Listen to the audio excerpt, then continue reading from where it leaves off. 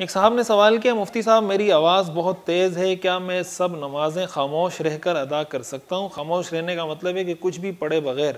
خاموش رہ کر نماز ادا کر سکتا ہوں؟ نہیں، خاموش رہ کر نماز ادا کرنا کسی بھی صورت میں جائز نہیں ہے۔ آواز تیز ہونے کا کیا مطلب؟ آپ نے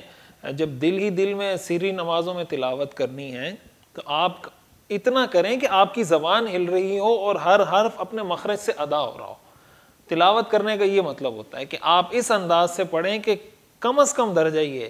کہ ہا جہاں سے ادا ہونا چاہیے وہاں سے ادا ہو، ہا جہاں سے ادا ہونا چاہیے، دال کہاں سے ادا ہونا چاہیے، سا اور سین میں کیا فرق ہے۔ تو آپ کی تلاوت اور قرات کے دوران یہ چیز واضح ہو رہی ہو، اگرچہ آپ دل ہی دل میں پڑھ رہے ہو، تو زبان کو حرکت دینا یہ ضروری ہے۔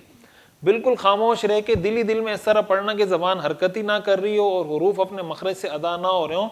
تو اس میں آپ کی نماز ہی نہیں ہوگی، اس لیے کہ نماز میں تلاوت فرض ہے، اور جب آپ دل ہی دل میں پڑھ رہے ہیں اس کا مطلب آپ نے تلاوت نہیں کی، اس لیے کہ تلاوت زبان سے ہوتی ہے، دل کے عمل کو تلاوت نہیں کہا جاتا، تو بالکل خاموش رہ کے نماز نہیں پڑھی جا سکتی۔ ایک صاحب نے سوال کیا، ہماری کمپنی میں الگ الگ لوگ جماعت کراتے ہیں، کچھ کے عربی الفاظ ٹھیک نہیں ہوتے، تو کیا میں ان کے پیچھے نماز پڑھوں یا اپنی الگ سے پڑھوں؟ عامر بحرین سے۔ دیکھیں، اس میں کوشش یہ کریں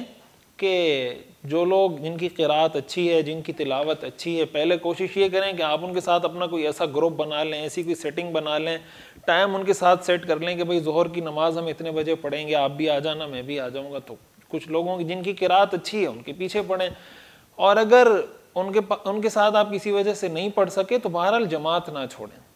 جس کے پیچھے بھی آپ کو جماعت ملے جماعت پڑھ لیں، تاکہ جماعت کی فضیلت آپ کو حاصل ہو سکے۔ اور کوشش سب کو مل کے یہ کرنی چاہیے، ماحول اس طرح کا بنائیں، سب کو اس بات کی ترغیب دیں کہ بھئی ہم نے قرآن سیکھنا ہے، تلاوت ٹھیک کرنی ہے، تو انشاءاللہ آہستہ آہستہ